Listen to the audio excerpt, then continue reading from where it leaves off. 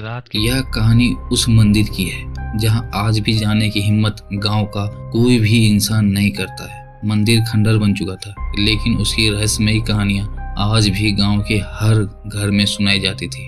कहते हैं वहां देवी की मूर्ति आज भी जीवित है और जो कोई भी उसका अनादर करता है उसे देवी स्वयं दंडित करती है। रवि एक 25 वर्षीय युवक जो शहर में पढ़ाई कर रहा था, अपने दोस्त विजय के साथ छुट्टियां बिताने गांव आया था। रवि को डरावनी और रहस्यमयी कहानियां बहुत पसंद थी। जब उसने चामुंडा देवी की मंदिर की कहानियां सुनी तो उसकी जिज्ञासा बढ़ गई। बुजुर्गों ने उसे समझाया, बेटा यह मंदिर आम जगह नहीं है, वहाँ बहुत बुरा होता है। जो भी वहाँ गया वह या तो कभी वापस ही नहीं लौटा या फिर वह मानसिक तौर पे पागल सा हो गया। लेकिन रवि ने इसे अंधविश्वास मान लिया। उसने विजय से कहा, ये सब पुरानी बातें हैं, मैं वहाँ जाऊंगा और खुद सच का पता लगाऊंगा। विजय ने डरते हुए उसे रोकने की कोशिश की। रवि, यह सब मजाक नहीं है, मैंने खुद सुना है कि वहाँ रात के समय अजीब अजीब आवाजें आती है। कई लोगों ने वहाँ परछाइयाँ भी देखी है। रवि ने हंसते हुए कहा, तू डरता है इसलिए तुझे यह सब सच लगता है। मैं बताऊंगा और साबित भी करूंगा यह सब बकवास है। एक रात रवि और विजय ने चुपके से गांव के लोगों की नजरों से बचते हुए मंदिर जाने का फैसला किया। दोनों ने टॉर्च और कैमरा भी साथ में ले लिया। रात का समय था, आसमान में बादल छाए हुए थे और ठंडी हवा चल रही थी। गांव की कुछ दूरी पर मंदिर जंगल के अंदर था। जैसे जैसे वह जंगल में आगे बढ़ते हैं, सन्नाटा गहराता गया। हवा में अजीब सी घबराहट थी। विजय बार बार कह रहा था, रवि वापस चल, मुझे कुछ सही नहीं लग रहा है। लेकिन रवि उसकी बात को अनसुना कर आगे बढ़ता हुआ। कुछ देर चलने के बाद उन्होंने मंदिर को देखा। मंदिर अब एक खंडर जैसा लग रहा था। उसकी दीवारों पर दरारें थी, छत जगह जगह से टूटी हुई थी और चारों ओर सूखे पेड़ के पत्ते पड़े हुए थे। मंदिर के पास पहुंचते ही उन्हें महसूस हुआ कि वहां का माहौल बेहद अजीब है। जैसे ही उन्होंने मंदिर का दरवाजा खोला, भीतर का नजारा विचित्र था। एक बड़ा हॉल था जिसके बीचों बीच चामुंडा देवी की मंदिर थी। मूर्ति के चेहरे पर क्रोध का भाव था।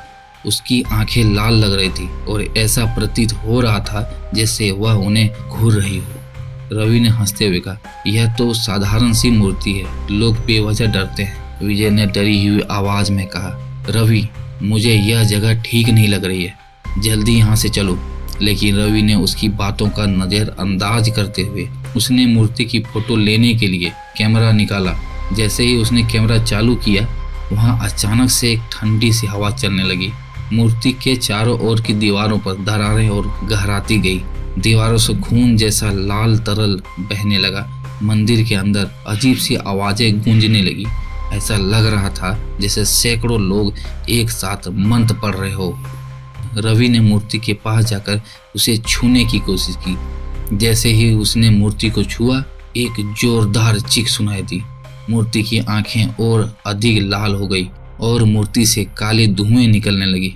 तभी वहां एक छाया प्रकट हुई। वह छाया एक स्त्री की थी, लेकिन उसकी आंखें आग की तरह जल रही थी। उसके बाल हवा में उड़ रहे थे और उसका शरीर जमीन से ऊपर तैर रहा था। वह छाया जोर से चिल्लाई, किसने मेरी शांति भंग की? कौन मेरे मंदिर में बिना अनुमति के आया है? रवि और विजय घबरा गए। विजय ने रवि का हाथ पकड़कर कहा, चल यहाँ से भाग चलते हैं। रवि ने भी डर के मारे सहमति में सिर हिलाया। लेकिन जब वे दरवाजे की ओर भागे तो दरवाजा अपने आप बंद हो गया। छाया ने गुस्से में कहा, तुमने मेरी मूर्ति को अपवित्र किया है, अब तुम यहाँ से कभी बाहर नहीं जा सकोगे। मंदिर के अंदर तेज हवाएं चलने लगी। मूर्ति के चारों ओर लाल रोशनी फैल गई।